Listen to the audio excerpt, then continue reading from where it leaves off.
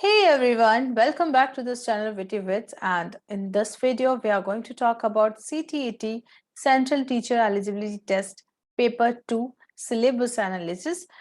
And this exam, as I told you in the earlier session, that this exam is conducted by CBSE, and basically it is for teaching eligibility test when you are going to apply for any government examination that is based on central government. You need to go for this CTT test that makes you eligible for that particular exam, like DSSP, KVS, Navodaya schools और army schools. पहले वाले video में हमने देखा था कि level 1 और paper 1 के अंदर 1 to 5 यानी कि प्राइमरी स्टेज के का सिलेबस आपने चेक किया था. अभी हम क्लास 6 से 8 तक की क्लासेस के लिए जो टीचिंग एलिजिबिलिटी टेस्ट है उसे हम एलिमेंट्री स्टेज बोलते हैं. और एलिमेंट्री स्टेज के लिए सीटीईटी का सिलेबस क्या है, इसे आप पेपर 2 भी कहते हैं. ऑल्दो वैसे मैंने आपको बताया था कि पेपर 2 और पेपर 1 का 90 मार्क्स का सिलेबस सिमिलर है, बट फिर भी आपको अपना सिलेबस जो है वो कंप्लीटली ध्यान में रखना होगा. यहाँ पे जो टाइम पीरियड है same, it is 2 hours 30 minutes. Okay, 2 hours 30 minutes के अंदर आपको 150 क्वेश्चंस करने हैं जिनके मार्क्स 150 है.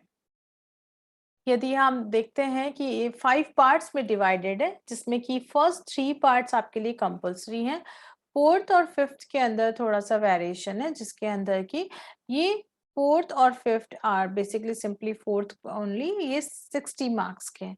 वहां पे लेवल 1 के अंदर ये 30-30 में डिवाइड थे, जिसमें 30 का मैथ्स और 30 मार्क्स की ईवीएस थी. पर यहाँ पर या तो यदि आप मैथ्स साइंस से यानी कि मैथ्स और साइंस वाले टीचर बनना चाह रहे हैं तो फिर आपको 60 मार्क्स का मैथ्स और साइंस अटेंड करना होगा.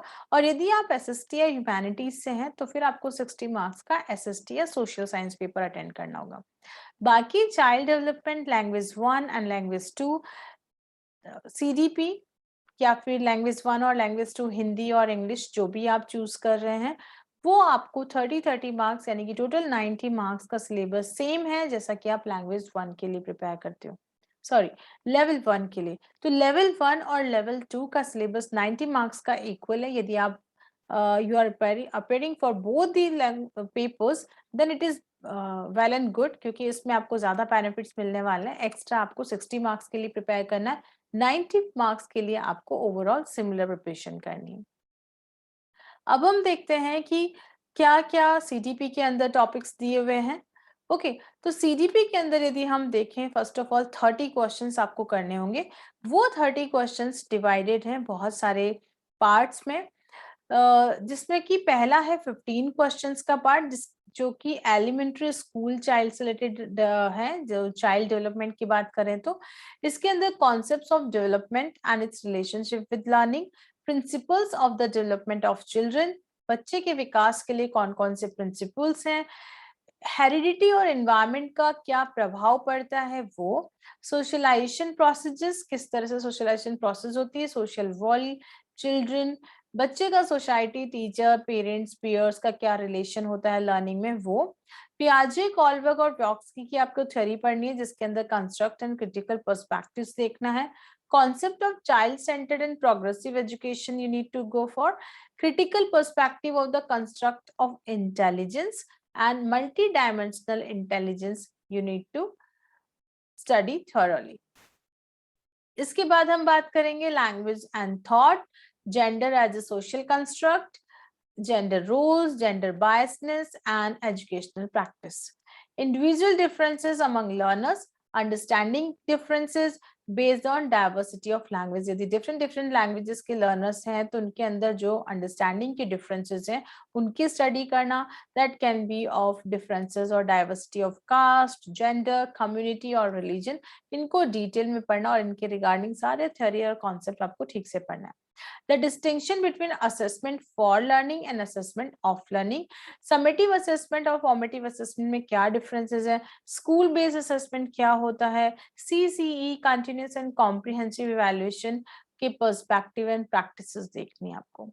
इसके बाद formulating appropriate questions banana for assessing means check करना, readiness level of learners for enhancing learning को enhance करना, critical thinking को enhance करना in the classroom, and for assessing learner achievement, बच्चे की अचीवमेंट को चेक करने के लिए किस तरह के क्वेश्चंस आप फॉर्मुलेट करोगे, उसकी स्टडी आपको इस टॉपिक के अंदर करना है।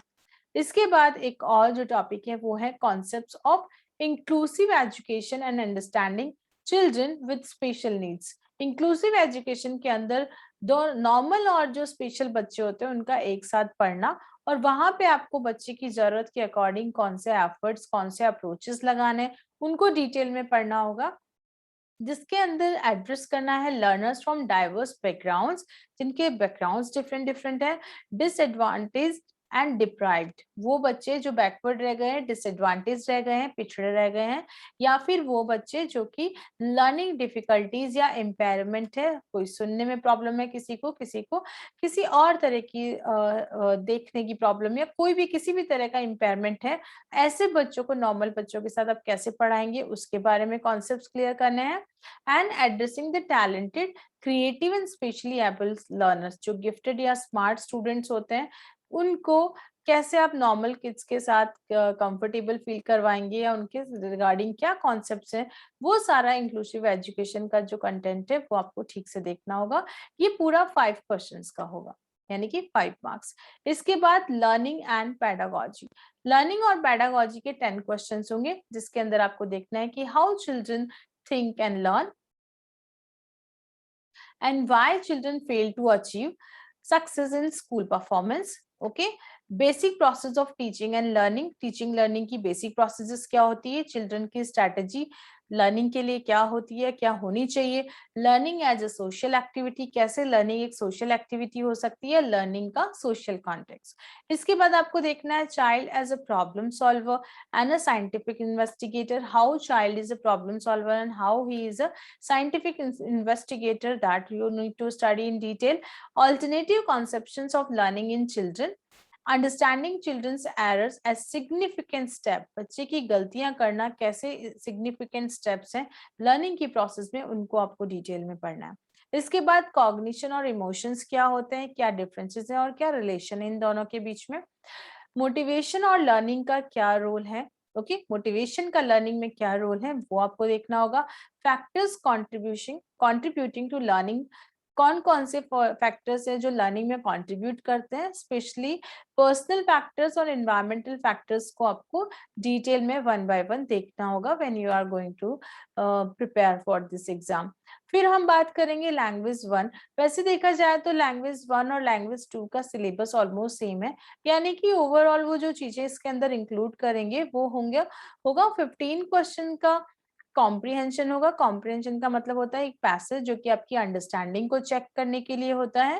तो 30 क्वेश्चंस में से 50 क्वेश्चन कॉम्प्रिहेंशन बेस्ड होंगे, जिसके अंदर 2 आपको अनसीन पैसेजेस मिलेंगे जो कि प्रोज या ड्रामा, फिक्शन या फिर किसी पोएम के ऊपर बेस्ड होंगे। क्वेश्चंस उसके अंदर अंडरस्टैंडिंग के लिए इन्फेरेंस, यानी कि आपको बताना होगा कि ओवरऑल ये पैराग्राफ क्या कह रहा है, या इसके लिए बेस्ट सुटेबल टाइटल क्या होगा, उसके अंदर जो भी ग्रामेटिकल थिंग्स है एंड वर्बल एबिलिटीज वो सब आपको देखनी होगी।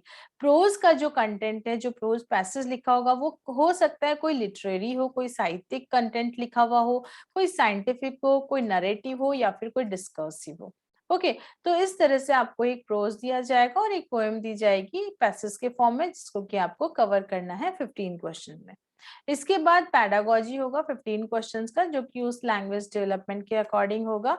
जैसे आप हिंदी लैंग्वेज चूज करते हो तो हिंदी के अकॉर्डिंग, और इंग्लिश चूज करते हो तो इंग्लिश की पैडागोजी। इसके अंदर आपको लर्निंग और एक्विजिशन पढ़ना है, उसके सारे रिलेटेड थ्योरीज पढ़नी है, principles of language teaching, how to teach language, वो सारे प्रिंसिपल्स देखने हैं। Role of listening and speaking, LNS, दो स्किल्स के रोल क्या है, फंक्शन ऑफ लैंग्वेज, लैंग्वेज का काम क्या है, and how children use it as a tool, कैसे बच्चे लैंग्वेज को औजार की तरह यूज करते हैं वो आपको देखना है। फिर हम क्रिटिकल पर्सपेक्टिव की बात करेंगे on the role of grammar, grammar का रोल देखेंगे क्रिटिकल पर्सपेक्टिव में। जब बच्चा कम्युनिकेशन सीख रहा होगा या फिर वो अपने आइडियाज को रिटन फॉर्म में लिख रहा है, तो किस तरह से ग्रामर जो है वो हेल्प करती है वो आपको ध्यान से देखना होगा।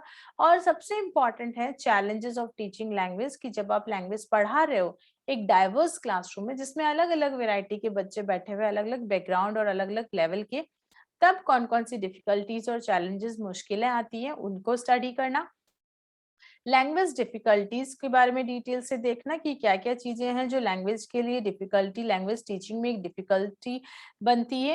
एरर्स और डिसऑर्डर्स के कॉन्सेप्ट्स, कई एरर्स और डिसऑर्डर्स होते हैं जो कि बच्चे के अंदर होते हैं और जिनकी वजह से वो ठीक से लर्निंग नहीं कर पाते, तो उनके लिए क्या करना चाहिए, और what are the disorders, you need to learn them thoroughly. Then language skills. Okay, what are the language skills? There are 4 language skills, you need to learn them completely. Then evaluating language comprehension and proficiency. Language proficiency जिसके अंदर all the 4 skills should be cleared out. तो ये चारों skills को किस तरह से आप evaluate करोगे, कैसे बच्चे की proficiency test करोगे, वो आपको डिटेल में पढ़ना होगा। फिर आपको देखना है टीचिंग लर्निंग मटेरियल्स की टीचिंग लर्निंग में जब आप पढ़ाते हैं तब कौन कौन से मटेरियल्स यूज करते हैं, जिसके अंदर text book, multimedia materials, multilingual resources of the classroom, ये सब किस तरह से टीचिंग को इफेक्टिव बनाते हैं वो सब आपको पढ़ना होगा। And then the last we will be having remedial teaching, जो कि डायग्नोस्टिक टेस्ट के बाद में हम करते हैं। आगे हम देखेंगे कि लैंग्वेज 2 जो है वो भी, उसके अंदर भी 2 ही पोर्शन है, टोटल 30 क्वेश्चन का है। सेम कॉन्सेप्ट जो हमने लैंग्वेज 1 में देखा वही लैंग्वेज 2 में होगा। 2 अनसीन पैसेजेस होंगे, okay, prose passages that will be having discursive और लिटरेरी और नरेटिव और scientific with questions on comprehension, grammar and verbal ability. Okay, तो ये इसके अंदर दोनों ही प्रोज पैसेजेस होंगे और कॉन्सेप्ट्स किसी वर्बल एक्टिविटी, सॉरी, ग्रामेटिकल या फिर वर्बल एबिलिटी से रिलेटेड क्वेश्चंस होंगे।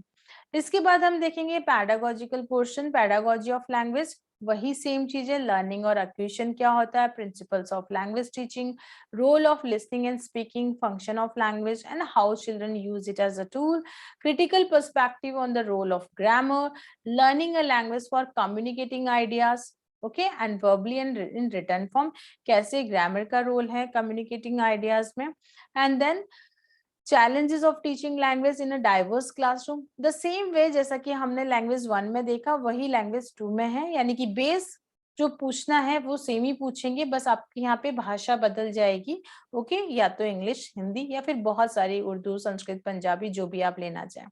लैंग्वेज स्किल्स वही चारों स्किल्स, उनको इवैल्यूएट करना, लैंग्वेज प्रोफिशिएंसी कैसे चेक कर सकते हैं, how we can use teaching learning materials to make learning effective, जिसके अंदर text book, multimedia material, multilingual resources of the classroom, ये और इनके अलावा भी कुछ और आप ध्यान से पढ़ सकते हैं।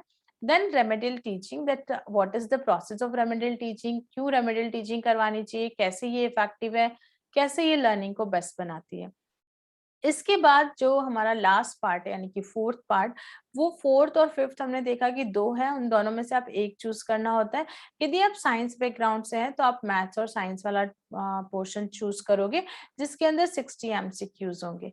अब ये 60 एमसीक्यूज में पहला जो है वो 30 क्वेश्चंस मैथ्स के होंगे। मैथ्स के अंदर 2 कंटेंट होंगे, पहला कंटेंट होगा वो 20 क्वेश्चंस का होगा जिसके अंदर number system, knowing our number, playing with numbers, whole numbers, negative numbers and integers, fractions, algebra, introduction to algebra, ratio and proportion, geometry, and basic geometrical ideas, 2D understanding elementary shapes like 2D and 3D, symmetry, कैसे symmetry होता है, reflection, construction, using straight edge scale, protractor and compasses, mensuration and data handling। तो ये सारे के सारे जो इसी टॉपिक्स हैं वो कंटेंट ए में होंगे। इसके अलावा जो कंटेंट बी होगा जो 10 मार्क्स का होगा, 10 questions, pedagogical issues regarding maths teaching. Pedagogical issues में होएगा नेचर ऑफ मैथमेटिक्स और logical thinking, place of mathematics in curriculum, की करिकुलम में मैथ्स का क्या रोल है, language of mathematics, community mathematics क्या होता है, इवैल्यूएशन का role to evaluate maths in learners, then remedial teaching for the same and problems of teaching for maths। फिर हम बात करेंगे साइंस की, 30 क्वेश्चंस का साइंस होगा, जो मैथ साइंस वाले स्टूडेंट्स हैं उनको ये भी करना होगा। इसके अंदर 20 क्वेश्चंस के कंटेंट के अंदर आएगा food, sources of food, components of food and cleaning food. इसके बाद मटेरियल्स में आएंगे materials of daily use, then the world of the living, okay, and moving things, people and ideas, and how things work, electric current and circuits, magnets, natural phenomena and natural resources. और इसके अलावा हमारे पास फिर होगा pedagogical issues regarding science जो कि 10 marks का होगा, 10 क्वेश्चंस, जो कि nature and structure of sciences, nature science aims and objective, sorry natural science aims and objective, understanding and appreciating science, approaches, integrated approach, जिस तरह की भी अप्रोचेस आप साइंस लर्निंग में टीचिंग में करवा सकते हैं वो, ऑब्जर्वेशन और एक्सपेरिमेंट और डिस्कवरी जो कि मेथड ऑफ साइंस में काउंट होंगे, इनोवेशन, टेक्स्ट मटेरियल और एड्स, है ना, टीचिंग एड्स, और इवैल्यूएशन जिसके अंदर कॉग्निटिव, साइकोमोटर और अफेक्टिव यानी कि overall learning, problems and remedial teaching. तो ये सारे के सारे जो पेडागोजिकल इशू हैं ये 10 मार्क्स में पूछे जाएंगे। इसके बाद जो लोग सोशल साइंस और सोशल स्टडीज और ह्यूमैनिटीज से बिलोंग करते हैं उन लोगों के लिए ये 60 मार्क्स का अलग से पेपर होगा, यानी कि उन लोगों को साइंस मैथ्स ना देके सोशल स्टडीज चूज करना पड़ेगा, जिसके अंदर 2 कंटेंट है। पहला है 40 क्वेश्चंस का जिसके अंदर पूछा जाएगा हिस्ट्री। हिस्ट्री के अंदर पूछा जाएगा when, where and how the earliest societies, the first farmers and herders, the first cities, early states, new idea, the first empire, context with distant lands and political development. तो ये history से related चीजें होगी जो समझ लो आपको little bit of ancient, और ये सब आपको एनसीईआरटी बुक्स में से पढ़ना होगा, ना कि कहीं और आप ढूंढते रहो। सिंपली आपको एनसीईआरटी बुक्स पढ़नी है 6 to 8, और यदि वो आप बहुत अच्छे से पढ़ लेते हो तो आप उससे आगे की एनसीईआरटीज भी पढ़ सकते हैं, वो कहीं ना कहीं आपको हेल्प करेगी। इसके अलावा आपका टॉपिक है culture and science, new kings and kingdom, sultans of Delhi, architecture, creation of an empire, social change, regional culture, the establishment of company power, यानी कि एक तरह से एंशियंट, मिडिवल एंड मॉडर्न, तीनों हिस्ट्री आपको एनसीईआरटी बेस्ड क्वेश्चंस आएंगे। Rural life and society, colonialism and tribal societies, the revolt of 1857, 1857 का स्वतंत्रता संग्राम, women and reform, challenging the caste system, the nationalist movement, India after independence।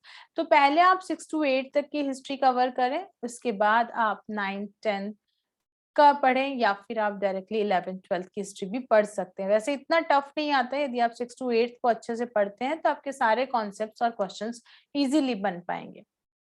Okay, but you need to go through the NCERTs.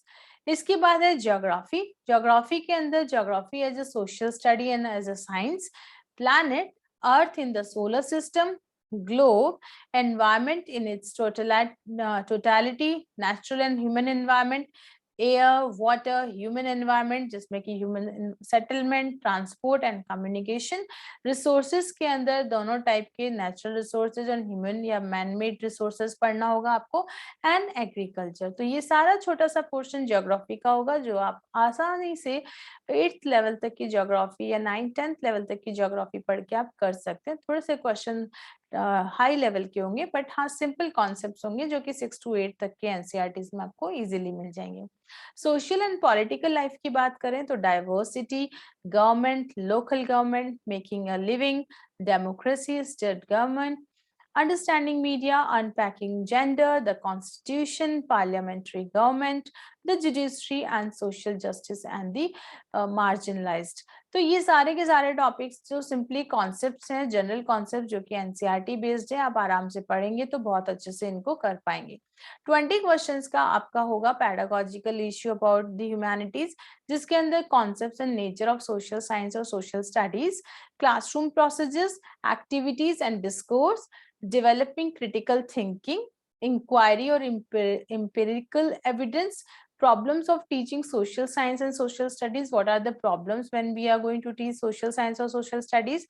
What are the sources, primary sources and secondary sources, project works and evaluation। ये सारे के सारे pedagogical issues के अंदर आएंगे, और इस तरह के से आपका पूरा का पूरा जो सिलेबस है वो कवर हो जाएगा। So I hope this video is clear to you and you are very much clear about the concepts and all. एक और वीडियो के अंदर मैं आपको एलिजिबिलिटी और बुक्स और स्ट्रैटेजी के बारे में बताऊंगी, लेकिन फिलहाल के लिए I would request you for humanities और साइंस और whatever you are going, for those 60 questions you need to start preparing from NCERTs, और बाकी के जो फर्स्ट 3 हैं लैंग्वेज और CDP वो आपको अलग से तैयार करना होगा, जिसके लिए बुक्स और मटेरियल मैं आपको नेक्स्ट वीडियो में बताऊंगी। Thank you so much for watching this video. Good luck, bye bye.